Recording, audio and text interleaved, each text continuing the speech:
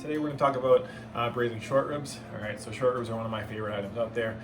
They're also really trendy right now. Pretty much every restaurant has some kind of short rib or variation of it on their menu.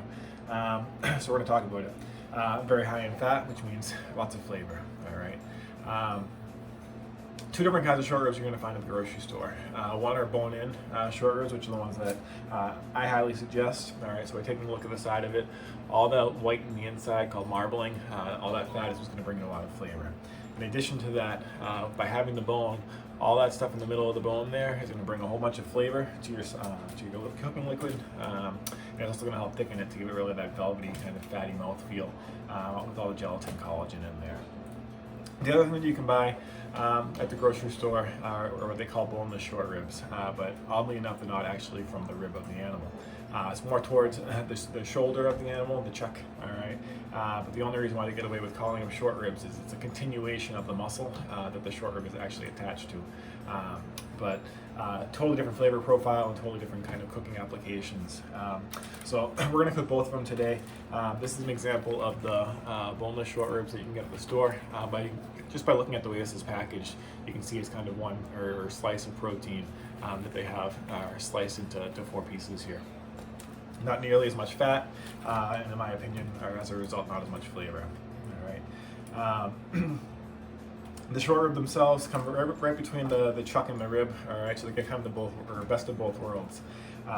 The chuck or the shoulder is where a lot of the kind of the meatier items come from, or meatier flavors come from. The rib is where you get a lot more of the fat and marbling. So the short rib kind of falling between the two gives you the best of both worlds, if you ask me. All right. The biggest thing when it comes to braising is taking your time with it. All right. Reason why I enjoy braising so much is you can take something that from the beginning is relatively inedible, and the process completely transforms it. Traditionally speaking, you can take things that are relatively cheap, chuck roasts and so forth, and braise them off and turn them into something that's totally exceptional. The other thing that I love about it is you get it done in the morning, and then you just let it go all day. Your house fills up with the smells, and when it comes time to actually eat, there's not that much work to do in the finishing process. All the work is already done. We're going to use what's called the Dutch oven today. Something that we inherited a number of years ago. Really is a good piece of equipment. All right, very heavy, so it's enameled cast iron, so it's cast iron with a coating on it that makes it a lot easier to clean. With the cast iron, the great thing with it is it can retain a lot of the heat and the heat transfer, so when you're adding the short ribs to it, you can get a really nice sear on there. We're going to talk a little more about the Maillard reaction when we circle back to that. But the best thing about this Dutch oven, it's on the lid, there's all these little dimples, all right? So when we put this into the oven and it's completely covered up, the liquid, the beef stock and the red wine, it's going to be simmering inside with the proteins and vegetables. And as it simmers, it evaporates. All right. When it hits the lid of this pan, it's going to condense, and with those dimples, it's going to kind of force it to cool down and drop back on top of the protein, so kind of basting it. All right. It's a process known as natural convection. So we know the convection oven has a fan in the back that kind of spins the heat around. Natural convection is when the heat rises up from the side of the pot, hits the lid and cools and condenses and circles back down to get that convection process going. Traditional pots just has a dome lid, so when it heats, it cools, and then it just runs down the sides of the pot rather than kind of dripping all over the top of it, which is the great thing to have here. Could do it in a crock pot. The biggest thing, I'm a huge fan of the crock pot because you can do a lot of prep work the night before and then drop it in the crock pot in the morning, head off to work, school, whatever, what have you, and come back and have it ready to go. The biggest thing with using the crock pot is making sure you're taking the time to really brown the protein and sweat down the vegetables ahead of time. Because caramelization of proteins like 310 degrees, your crock pot's not getting up to 310 degrees, all right? And the liquid that it's sitting in is it boils at 212, so you're not going to get that caramelization that you look for. So if the recipe calls to put just raw onions and all that into the crock pot together at the same time, it's not going to be that good. You're not having the time to really kind of bring out the take away some of the kind of in-your-face parts of the onion. And really caramelize that. So with the short, so I liberally hit these with the salt and pepper.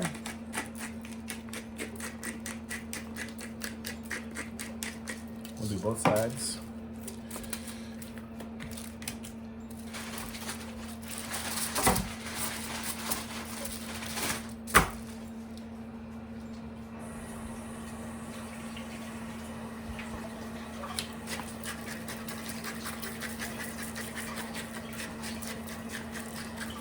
At this point, you want to work fairly quickly because as soon as the salt hits the proteins, it's going to start drawing the moisture out, which is going to help, or will kind of act as a barrier when we're trying to sear these off. All right. So this is just all-purpose flour, a really light coating.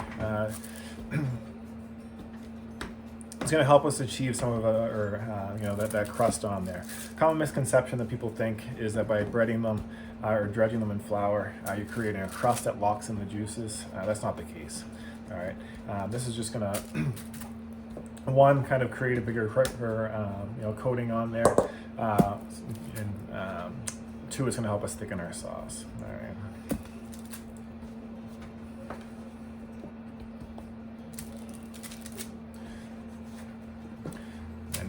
Outside of the packaging, this is that boneless short rib, okay?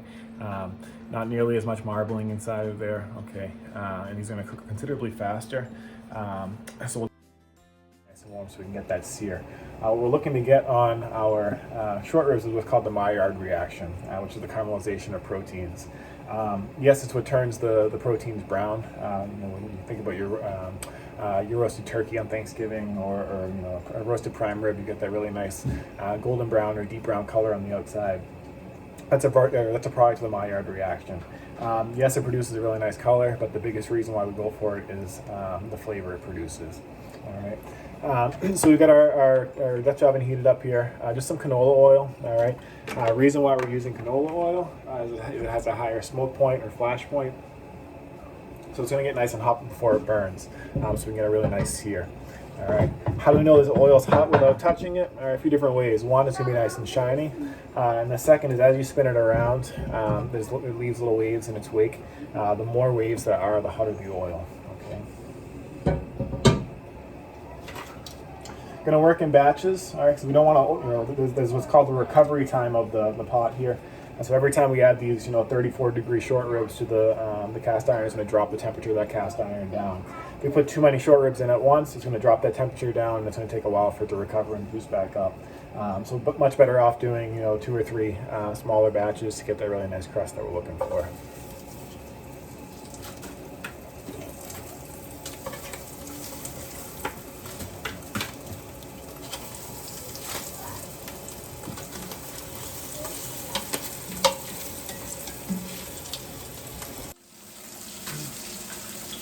So all those short ribs are continuing to sear behind us. We're going to finish getting the rest of our mise en place together.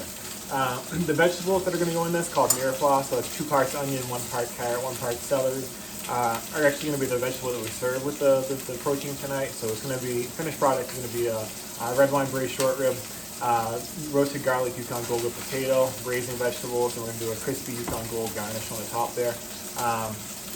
So pepper vegetables. Again, not rushing the process to let those sear behind us. All right. Carrots. All right. Biggest mistake people make with peelers is they think that it only has 1 blade, but there's 2 on there. Why is there 2? You hold the carrot up at an angle, and you can slice down and then turn it and rotate back up. You can peel the carrot twice as fast. All right. Why am I peeling over a paper towel, even though there's such a kind of a hot commodity right now and it's kind of quarantine time? It's going to make my cleanup a lot easier. All right. After everything is peeled here, just wrap it all up and bring it back over to the trash. All right.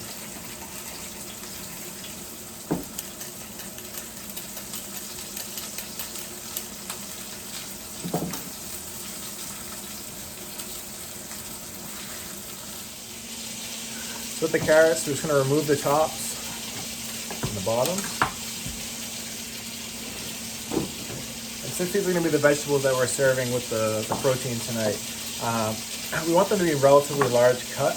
Otherwise, in the braising process, they're going to turn to complete mush. All right. So I'm just going to quarter these.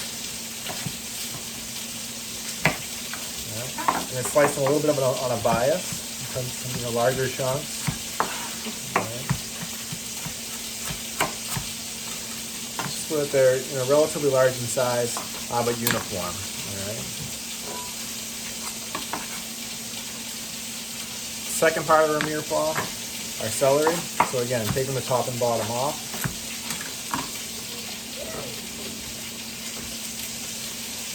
Cutting it into large or long strips. And onto a bias.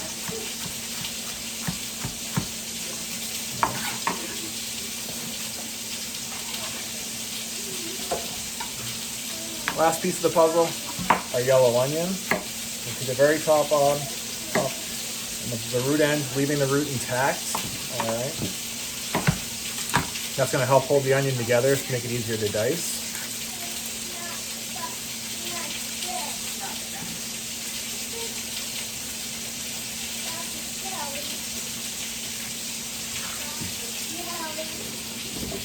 And two ways we can go here. The traditional method, to hold our onion flat on the cutting board and create horizontal slits about a ½ inch apart, and doing horizontal slices this way about a ½ inch apart, and going back this way, right down to that root end.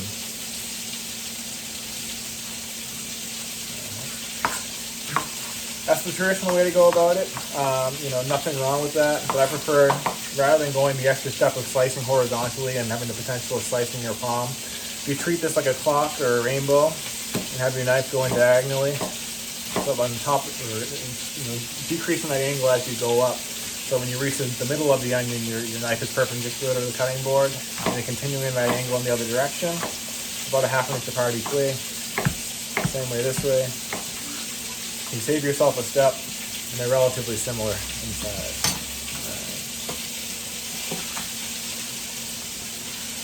Roasted garlic with Yukon gold potato. We've got a head of whole garlic here, and we're going to roast it. We won't need the entire head tonight, but there's nothing wrong with having some extra roasted garlic in your fridge. And it's easy to do. All right. So we're going to take the top third to quarter of the head of garlic off to expose the cloves inside. All right. Put that on top of a piece of tin foil, and then we're going to just drizzle it with olive oil. Quick note about olive oil, all right? Spend the money, all right? Totally worth it, and buy small bottles, all right? The reason why this bottle is tinted dark green and traditional olive oils are sold in tin cans is because light destroys it, all right? The other thing that destroys it is the oxygen. So once you open this bottle, you need to start using it pretty quick because it's going to start deteriorating the quality.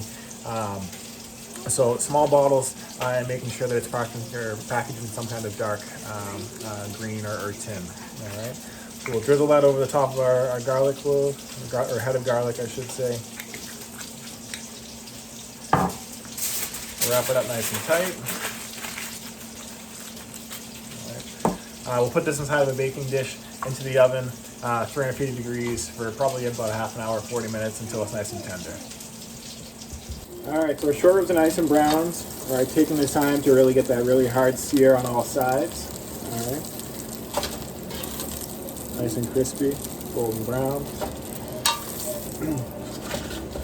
I'm gonna see that there's starting to be some caramelization of stuff sticking to the bottom of the pot. That's good. We'll come back to that later.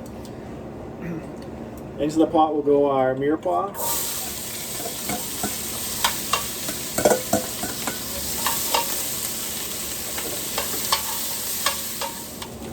So our vegetables are just about where we want it to be, so I just got some minced garlic. We'll add that in.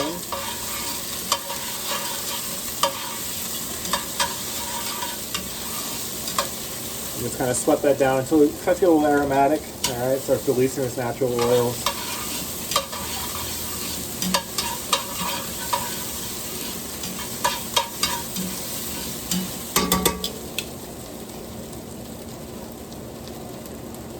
To this, just some red grape juice.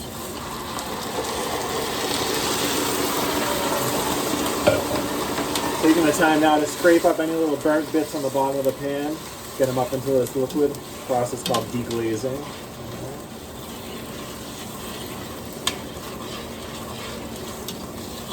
And we'll bring this up to a simmer and reduce it down by half.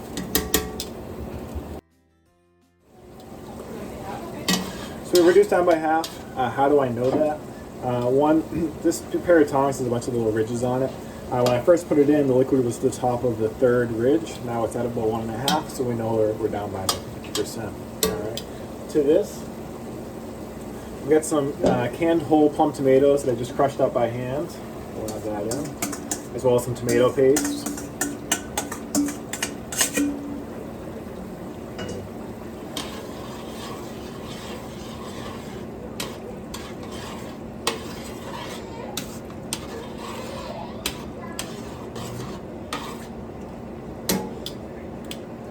In addition to that, we got some bay leaves and some fresh rosemary.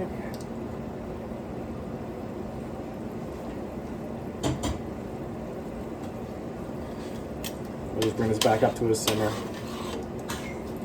So with the bone-in short ribs, there's two different styles you can get. The ones that we most commonly see at grocery stores around here are what are called English style, and that just refers to the fact that there's only one bone. Okay, so single bone English style. Other ways that they can be sold are when there's 3 bones in place, and those are referred to as flanken style. So we're back up to a simmer here. We'll add our short ribs.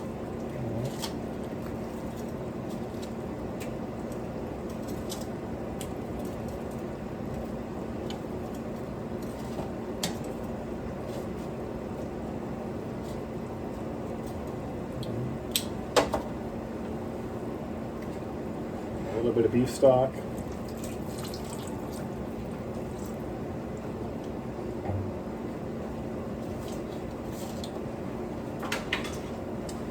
We'll do the same process with the boneless style on a separate pot.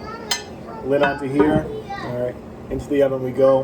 We'll check them out probably about an hour to check the liquid.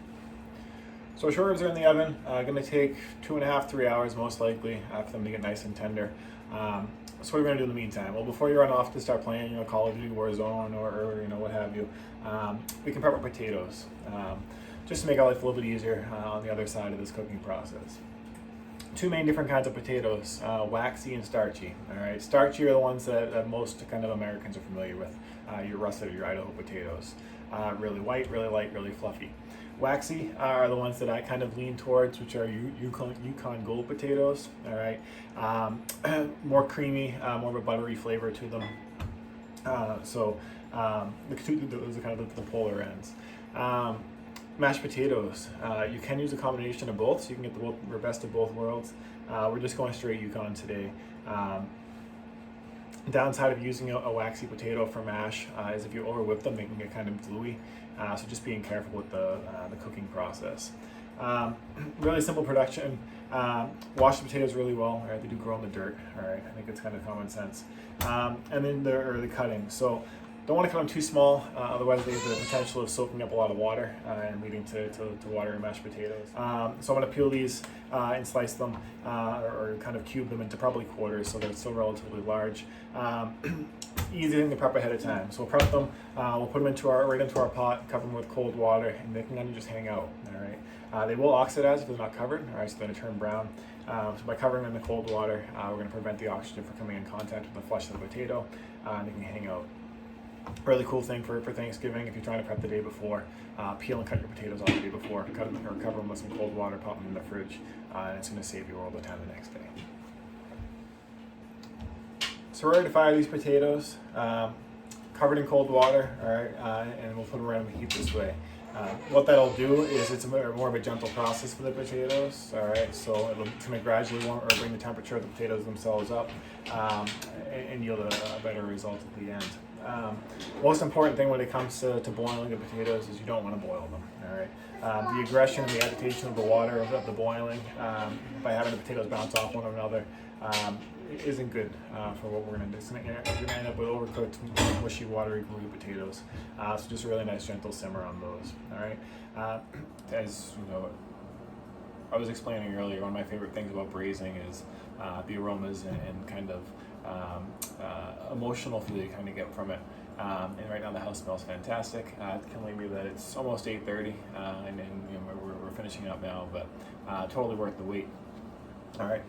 So the garlic that was in the oven, about 40 minutes after we put it in there, a little squeeze to it, and you can see there's a little bit of give. means that your garlic's good to go. All right, so we'll just open a little foil gift wrap package here, and inside you'll see it's nice and soft. All right, and you can just take the tip of your knife and can pull out an entire clove of the roasted garlic. All right, very tender. All right, to the point where you can kind of smush it right against the side of the blade of your knife. Very important for this application specifically for the mashed, because the way we're going to plating it is piping it. So we want to get that puree, and we'll kind of mash it with the side of our knife against the cutting board to get it nice and fine. That way when we whip it into our mashed potatoes, there's no giant chunks left over in its wake. So the last component we're going to prepare here is going to be the garnish for our dinner tonight. One of the biggest problems I see, or I shouldn't say problems, but one of the biggest hurdles I see that young chefs trying to fight is using your proper use of garnish. Yes, it's important for everything to look good, but to have something on the plate just because it brings an element of color or something to it, just for visual effect, isn't really doing the dish justice. It should bring something to it. So the dish, or what we're doing tonight, is we're going to do a spiralized Yukon Gold potato that we'll deep fry and season with some sea salt. It's going to bring some height to the dish and some color, but most importantly, what it's going to do for us is bring us some texture. So these braised short ribs, the whole goal of this braising process is nice and tender, fall off the bone. Mashed potatoes, nice and smooth, silky, creamy, which is great. The braising vegetables, nice and tender as well. There's no real crunch or kind of more of a firm texture. So by introducing this fried potato on top, it's going to bring some of that texture to us. Just regular Yukon Gold potato here that I peeled, submerged in water so it didn't oxidize, right? All right. This is a spiralizer. All right, so we have our spiralizer here. Great tool to have in the kitchen. This is a very kind of cheap, I think we got it at Bed Bath & Beyond or Kohl's or something. But it works well for us. You can put a whole zucchini in there and run it through the spiralizer and make zoodles, or zucchini noodles. If you're trying to cut back on carbs or something like that, you can saute those with some marinara sauce and put that alongside your meatballs, or it's kind of a cool tool to have. Comes with 3 different die. So little plates that slide into it with 3 different kind of thicknesses for how thick your spiralized vegetable or starch is that comes up the other side. But it just locks into place. Hopefully the camera doesn't fall off the little pedestal there. But it spins through. And with the other side comes these little shoestring potatoes.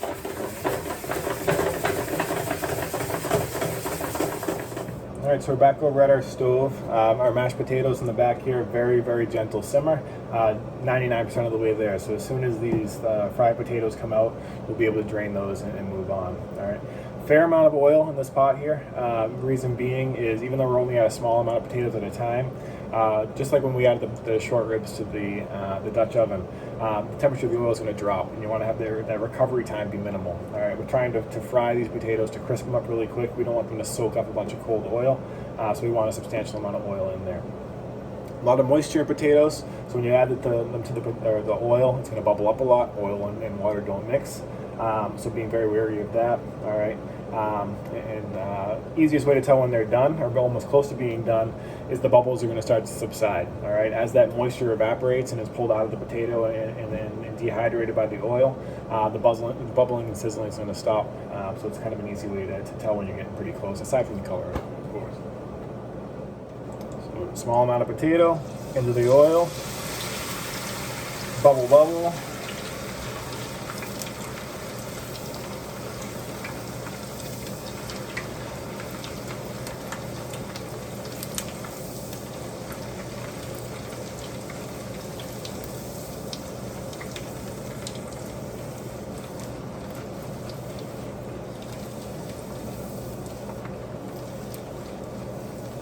Bubbles are slowing, getting a nice deep golden brown.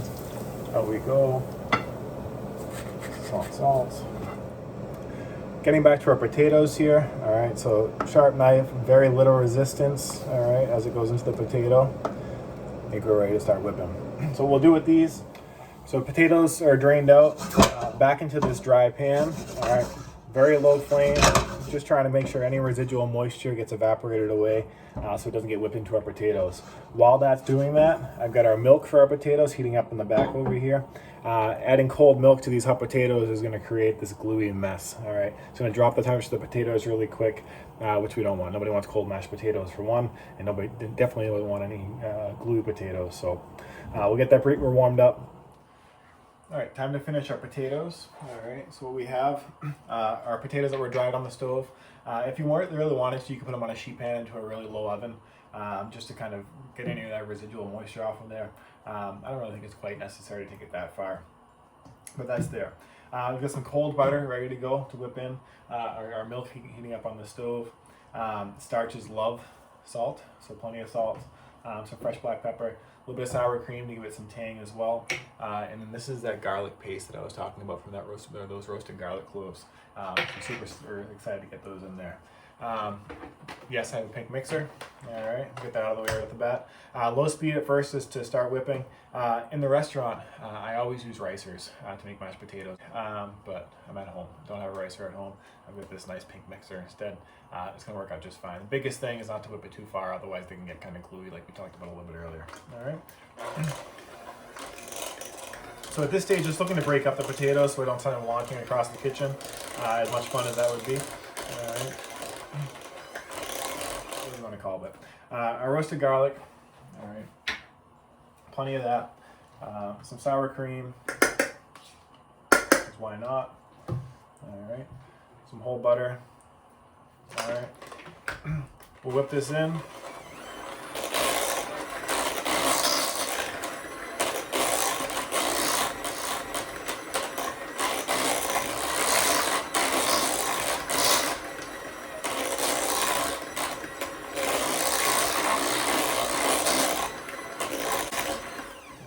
At this point, I'm going to season.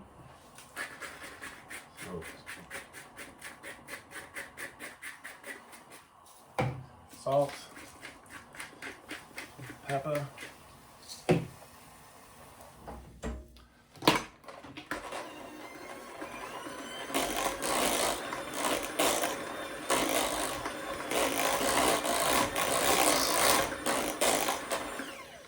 I'll grab my warmed milk. We're just adding this till we get the consistency that we're looking for.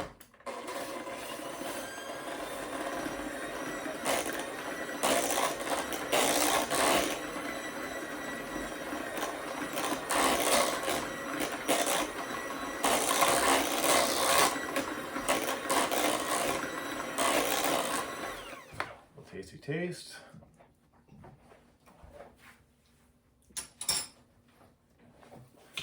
More salt.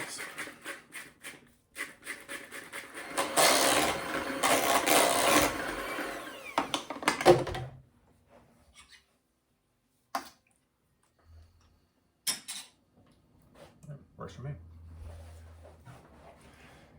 So moment of truth. Short ribs have been going for about 3.5 hours. House smells great, so hopefully that's a good sign. Just looking for the bone to be, slight resistance to slide out. The braising liquid, what we'll do is after we take the short ribs and vegetables out, I'll reduce that down to a sauce consistency. But we'll take a look and see. Maybe we may not have to reduce it that much.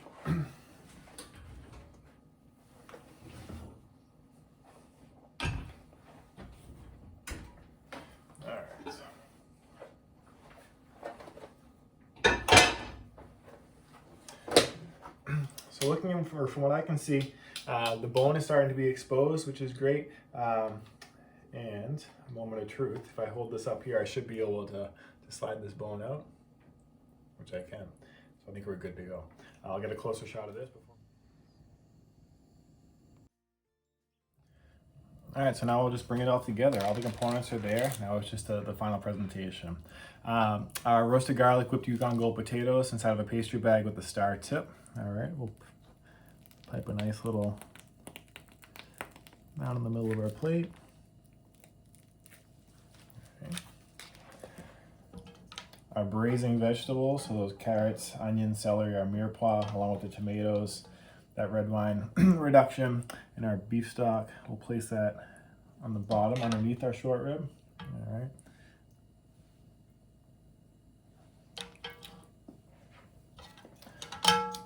We'll grab our bone-in English style beef short rib.